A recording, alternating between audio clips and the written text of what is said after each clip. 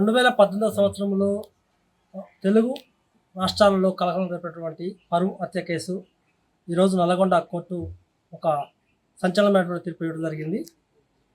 అసలు ఆ తీర్పు ఏ విధంగా ఉందో తెలుసుకుంటే మనము ఇటీవలి కాలంలో 2 నెలల క్రితం సూర్యాపేట జిల్లా కేంద్రంలో ఉన్నటువంటి మాలబంటి అలియాస్ కృష్ణను కూడా కులాంతర నేపథ్యంలోనే హత్య చేయడం జరిగింది.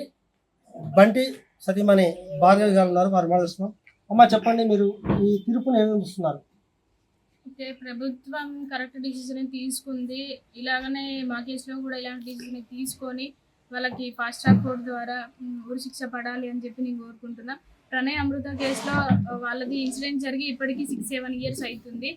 అంటే వాళ్ళకి జరిగినప్పుడే ఇలాంటిది నిర్ణయం తీసుకొని ప్రభుత్వం ముందే వాళ్ళకి ఉరిశిక్ష వేసి ఉంటే ఇవాళ బంటికి ఇలా జరిగేది కాదేమో.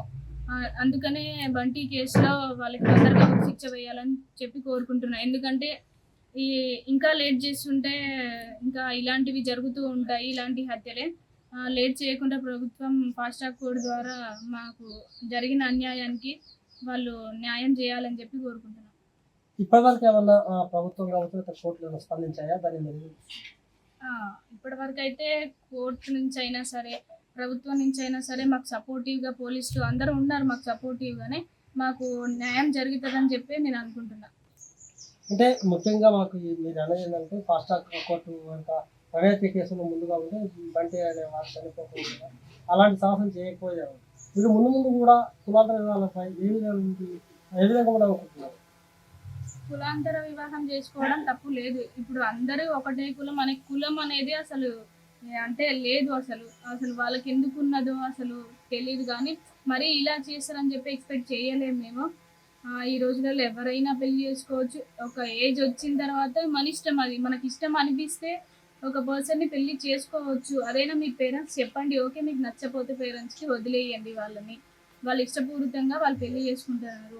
వాళ్ళు ఆల్రెడీ మీకు చెప్పే ఉంటారు. ఇంట్లో చాలా గొడవలు జరిగే ఉంటాయి. ప్రతి అమ్మాయి పోట్లాడుతుంది ఇంట్లో ఖచ్చితంగా. చెప్పకుండా అయితే అమ్మాయి బయటికి వెళ్ళదు. అది చెప్పకుండా వెళ్ళాల్సి వస్తే మీరు ఒప్పుకోకుండానే అమ్మాయి చెప్పకుండా వెళ్ళాల్సి వస్తుంది బయటికి. మీరు ఒప్పుకుంటే ఎలాంటి గొడవలు ఎలాంటివి ఉండవు. మీరు ఒప్పుకోకపోయినా ఒకళ్ళ అమ్మాయినైనా అబ్బాయినైనా వదిలేయండి. మీకు ఇష్టం ఉంటే ఒప్పుకోండి, లేకుంటే లేదు. తప్ప ఇలాంటి హత్యలు చేయకూడదు అని చెప్పి కోరుకుంటారు. ముఖ్యంగా చెప్పండి, వాళ్ళ ప్రణయ హత్య కేసులో ఒకళ్ళకే శిక్ష పడ్డది, మిగతా వాళ్ళకు జీవిత ఖైదు పడ్డది. మరి మీ కేసులో ఎలాంటి శిక్షలు పడితే బాగుంటుంది?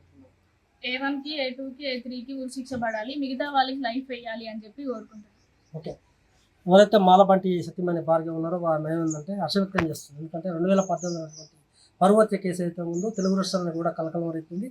అలాంటి ఏదైతే ఉందో రెండో వ్యక్తి మొదటి ముద్దాయి అతను ఆత్మహత్య చేసుకోవడం జరిగింది. రెండో వ్యక్తికి ఇప్పుడు కోర్టు తీర్పు ఇచ్చి ఉరిశిక్ష చేయడం జరిగింది. కానీ మా కేసులో మాత్రము ఫాస్ట్ ట్రాక్ కోర్టు ఏర్పాటు చేసి 1, 2, 3 ముగ్గురు కూడా ఉరిశిక్ష చేయాలని కూడా కోరుకుంటూ ఖచ్చితంగా మా కోర్టులపై నమ్మకం ఉంది. ఖచ్చితంగా వాళ్ళకు ఉరిశిక్ష పడుతుందని కూడా నేను ఆశిస్తానని కూడా భార్గవి పేర్కొంటుంది.